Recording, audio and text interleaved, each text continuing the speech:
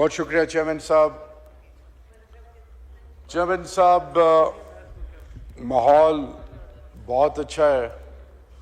मेरी ख्वाहिश ये होती कि वो लोग दोनों साइड से जो अब से 1.5-2 घंटा पहले यहाँ मौजूद थे, अगर वो मौजूद होते तो और चीज़ें शायद पॉजिटिव सिमत की तरफ जाती। अल्लाह रब्बुल इज़्ज़त फरमाते हैं, मफहूम है कि जो जोड़ेगा मैं उसको जोड़ूंगा, जो तोड़ेगा मैं उसको तोड़ूंगा। हम इस रियासत के जो बासी हैं, मेरा 1947 से लेकर 2009 तक मुस्लिम लीग मेरे बुजुर्गों का सफर था और आज भी बड़ा एहतराम का रिश्ता है, बुजुर्गों का ताल्लुक है और यह ताल्लुक हमेशा रहेगा इंशाअल्लाह। लेकिन जनाब स्पीकर, चेयरमैन साहब, मैं जो डिबेट चल पड़ी है, जो शेर अफजल मरवत साहब ने इनिशिएट की, उस पर मैं बाद में आऊंगा। पहले मेरी आपसे रिक्वेस्ट है, आप वाहिद चेयर हैं जो पिछले 6 माह में पारा चिनार में जो हो रहा है उसके हवाले से सबसे पहले मैं आपको खिराज तहसीन पेश करता हूं कि आपने ये कहा कि इस पर डिबेट होनी चाहिए। नंबर 1, 8 अगस्त को राजा नासिर अब्बास साहब, MWM, सैयद हामिद रजा साहब, सुन्नी इत्तेहाद काउंसिल, मौलाना नसीम शाह साहब बनू, यूसुफ खान हंगू और इसी तरह हम 5 MNAs गए पारा चिनार। सूबाई हुकूमत अली अमीन गंडापुर साहब ने हमें ना सिर्फ अपडेट किया बल्कि कहा कि मुझे आपने दोबारा फीडबैक देना है। जब हम पारा चिनार गए, चेयरमैन साहब, हमें यह कहा गया कि हम नहीं जानते कि कौन है ये। जमीन का तनाजा जरूर था, लेकिन ये ऐसा तनाजा नहीं था, ये काफी अरसे से चला रहा है कि जिससे मासूम निहत्ते लोगों को मारा जाए और बच्चों, 6 माह की बच्चियों के मुंह में गोलियां मारी जाएं, क्रश मशीनों में बच्चियों को डाला जाए, लोगों की बेटियां ले जाई जाएं। वो कह रहे थे हमें समझ नहीं आ रही हमारा दुश्मन कौन है। हां, टिकटॉक पे एक दूसरे फिरके को ताना दे के वो खुलेआम फिर रहे हैं और वो तमाम मोर्चे जो बनाए गए थे 17 के करीब, उनमें कोई लोग आ जाते हैं, दोनों तरफैन बता रहे हैं हम जानते नहीं हैं, फायरिंग शुरू होती है और कुछ ऐसी फायरिंग होती है कि वो असला कभी हमने जिंदगी में ना देखा ना सुना। वहां पे फरीकैन से मिलने के बाद, उससे पहले GOC मेजर जनरल भट्टी साहब जो हैं कोहाट, उनसे भी टेलीफोन पे बात हुई।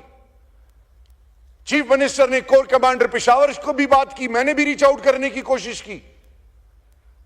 हमें यह कहा गया कि आप मेहरबानी करें, इस पे ग्रैंड जरगा बनाएं।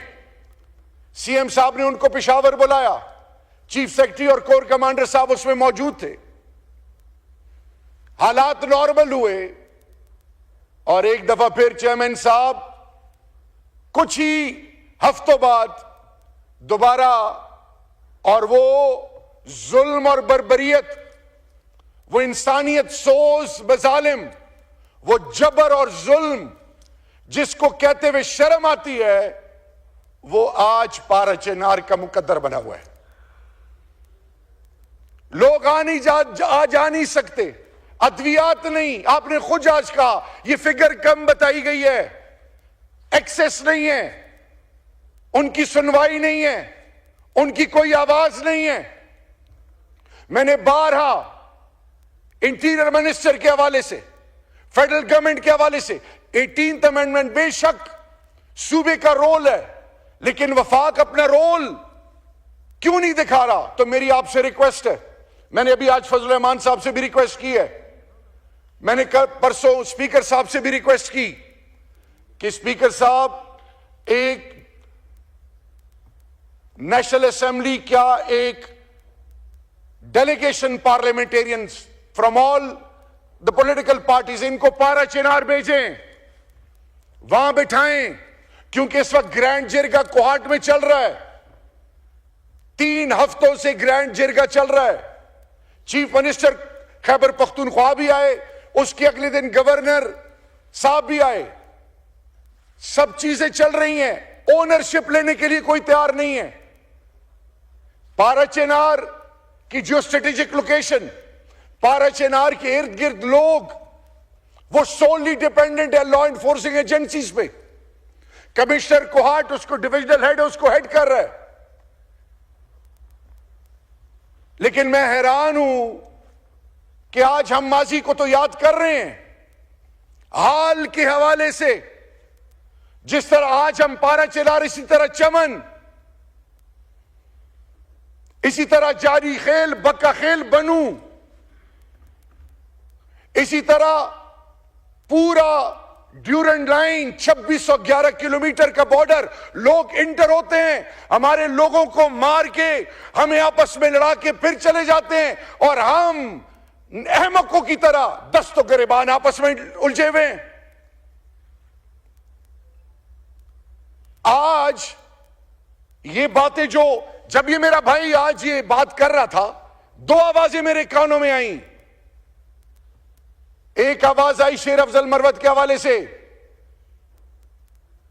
कि लगता है कि सॉफ्टवेयर अपडेट हो गया, और इधर से आवाज मुसलसल उनके हवाले से, उनको डिस्करेज करने के हवाले से आ रही थी।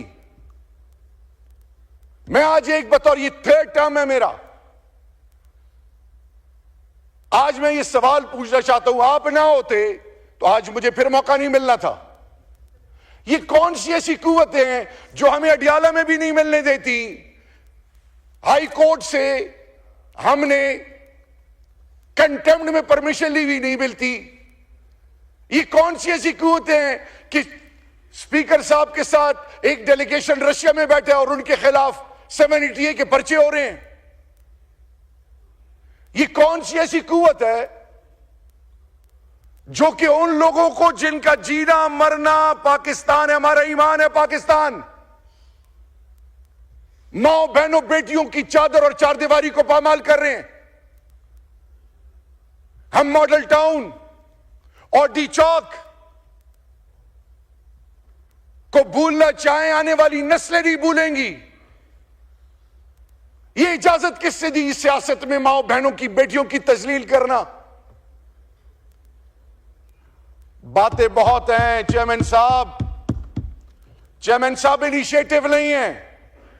ठीक है, चार्टर ऑफ डेमोक्रेसी पे आपने बात की, आपके और पीपल्स पार्टी के बीच में तारड़ साहब ऐसा कुछ हुआ, वो तस्वीरें मैं नहीं कहना चाहूंगा, इखलाकियात के जनाजे निकाले गए, उस वक्त तो पीटीआई का दूर दूर तक कोई नामो निशान नहीं था। आपने माजी की बातें की, अगर माजी को दोहराते जाएंगे मुस्तकबिल, हाल और मुस्तकबिल कभी बेहतर नहीं होगा। Forgive and forget. अगर इस मुल्क के साथ वाकई हम सिंसियर हैं, आने वाली नस्लें, आज के बच्चे पाकिस्तान में नहीं रहना चाहते, वो लोग जो पाकिस्तान दुश्मन है, वो सोशल मीडिया हाइब्रिड के थ्रू हम में इतना गैप लेके आ रहे हैं। जिस तरह अभी आपने कहा कि कहा गया कि जी पाकिस्तान के एक सपूत शहीद राशिद मिन्हास निशान हैदर, जो पाकिस्तानी हो, जो अल्लाह और अल्लाह के रसूल का मानने वाला हो, और वो इमरान खान का सिपाही हो, वो सब कुछ कर सकता है पाकिस्तान और पाकिस्तान के शुहदा पे कभी कॉम्प्रोमाइज नहीं कर सकता। ये हमारा ईमान है। हम कहते थे, हमारा मजाक उड़ाते थे लोग कि यही वो फौजी हैं कि जिन्होंने जब हमारी घरों से और मस्जिदों में और इमाम बारगाहों और खानकाहों में खुदकश धमाके होते थे, जब लाशें नहीं मिलती थी, इन्हीं जवानों ने छाती आगे करके अपने जानों के नजराने पेश किए थे। हमने तो कब, मेरा लीडर जब कहता है कि मेरी जिंदगी से ज्यादा अहमियत अफवाज पाकिस्तान से है, तो आज मेरा आपसे सवाल है कि इमरान खान और तहरीक इंसाफ और पाकिस्तान के 90% वो लोग जो इमरान खान के साथ आज खड़े हैं, आप उनको फौज के आगे कौन लेके आ रहा है? कौन ये नैरेटिव बना रहा है? कौन ये पाकिस्तान के साथ दुश्मनी कर रहा है? कौन पाकिस्तान की बुनियादों से खेल रहा है? अपने चंद वोटों के लिए, अपने चंद वोटों के लिए आप एक इदारे को एंगेज इनडायरेक्टली कर रहे हैं। मुकाबला तो मैदान में किया जाता है, मुकाबला तो इलेक्शनों में होता है। इलेक्शनों में जिनकी जमानतें जब्त हो गई वो आज हमें दर्ज दे रहे हैं, कोई बात नहीं। जुल्म, हर दौर में जुल्म का दौर चलता है, लेकिन आप और सबके लिए, आप हमारे भाई हैं, हम सबकी इज्जत सांझी है। ये आज जो हमारी माओ बहनों की बेइज्जतियां हो रही हैं, ये नोटिस नहीं हो रही अल्लाह के दरबार में भी। और याद रखें, आज जो इस मुल्क में ये मेरे पंजाब के एमएनएज और एमपीएस के साथ जो हो रहा है, मैं आज चेयरमैन साहब दोनों हाथों से पाकिस्तान तहरीक इंसाफ पंजाब के बुजुर्गों, माओ बहनों, बेटियों, मेंबर ऑफ द पार्लियामेंट, तमाम इलेक्शन जो लड़ चुके हैं, उनकी इज्जतों को सलाम है। आपने उनके कारोबार बंद कर दिए, आपने उनकी माओ बहनों बेटियों को घसीटा, आपने हर किस्म का रौब और जुल्म उन पर ढाया, लेकिन आज भी उनके जबान से इमरान खान, इमरान खान, इमरान खान की आवाज आती है। और ये रहेगी इंशाअल्लाह, क्योंकि पाकिस्तान का बड़ा बेटा पंजाब जो हमारी गैरत है वो जाग चुका है। रही बात, हम कभी भी जबान बेस सियासत नहीं करते। अभी कुछ अरसा पहले, हफ्ता भी नहीं हो गया चेयरमैन साहब, मैं पेशावर हाई कोर्ट गया, बेल्स करानी थी। वहां पे अवामी नेशनल पार्टी का मेंबरशिप के लिए कुछ लोग बैठे थे, मैं वहां गया। मैंने कहा मैं कन्फेशन करने आया हूं, एतराफ करने आया हूं। बचपन से हमें यह पढ़ाया गया कि गफार खान खुदा न खास्ता गद्दार था। गफार खान गद्दार नहीं था, गफार खान मेरी धरती मां का वो गैरतमंद सपूत और वो बुजुर्ग है जिसको आने वाली नस्लें इज्जत देंगी। लेकिन आज, to put our house in order, we need to revisit each and everything. आप अगर आज वजीर इत्तलात हैं, विदाउट, वो कहते हैं कैरेट और स्टिक, उस डंडे के अलावा आपको कोई पूछे बिना आज आपसे एस्टेब्लिशमेंट थोड़ा हाथ पीछे करती है,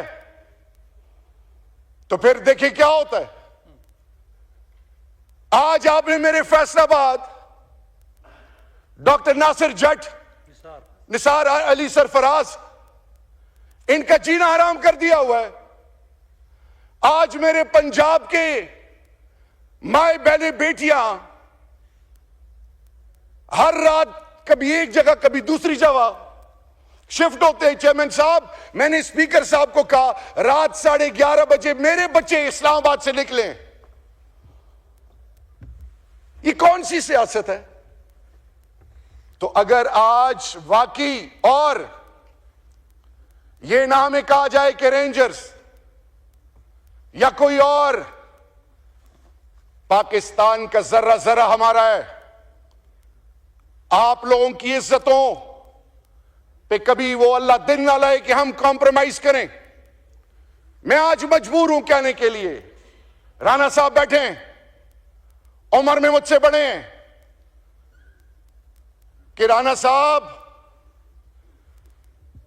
मैं नारकोटिक्स का मिनिस्टर था, minister for state, intelligence based operation के थ्रू आपको जब अरेस्ट किया तब मुझे पता चला, और मुझे जब मैसेज आया तो मैंने उस वक्त के डीजीएनएफ और ब्रिगेडियर्स को बुलाया और उन्हें कहा कि अपनी औलादों की कसम खाएं कि यह सच है कि गलत है। मैं उन डीजी साहब को लेके गया प्राइम मिनिस्टर के पास, यही अल्फाज प्राइम मिनिस्टर के थे। मैं उनको कैबिनेट में लेके गया जिसमें फैसल वाडा साहब और ये सारो तारिक साहब जो है बावलपुर से मुस्लिम लीग काफ के, तारिक बशीर चीमा साहब, उन्होंने क्वेश्चंस किए। जब आपको फोन आया 9 मई के बाद शाहिद आफरीदी का कि शहरियार के साथ आपका जो मसला है, मेरी भाभी को आप लोगों ने क्यों उठाया है, मैंने तो आपकी फैमिली को, आपकी इज्जत को, कभी मेरी 7 पुश्तों में मेरी तरबियत ऐसी नहीं हुई कि मैं सोच सकूं, मेरी मां बहनों बेटियों को आप जरा पता कराएं कि मेरी बीवी बेटी के साथ आप लोगों ने क्या किया। मैं चुप हूं। ये बाकियों की जो माएं बहनें बेटियां हैं, राणा साहब आप तो पहले कहते थे कि जनरल बाजवा ने मेरे ऊपर केस बनाया था, मुझे ख्वाजा साद रफीक ने हाथ से पकड़ा, मैं उलझना चाहता था। अभी आपने कहा कि जी इमरान खान ने उसको कहा था। आज इन नामों के नीचे हैं। मुझे मेरा उस वक्त भी मजाक उड़ाया गया था जब मैंने कहा था कि निनल नामों के नीचे खड़ा हूं, अगर इमरान खान मैंने इनके खिलाफ ये मुकदमा बनाया हो तो अल्लाह हमें ईमान की मौत ही ना दे, तब भी मजाक उड़ाया गया था। मैं आज इतने अरसे बाद भी ये कह रहा हूं, आज आप पॉलिटिकल एडवाइजर हैं, आज आपके पास इख्तियार हैं, इंक्वायरी करें, तहकीक करें, बताएं कि किसने आपके खिलाफ ये पर्चा काटा था।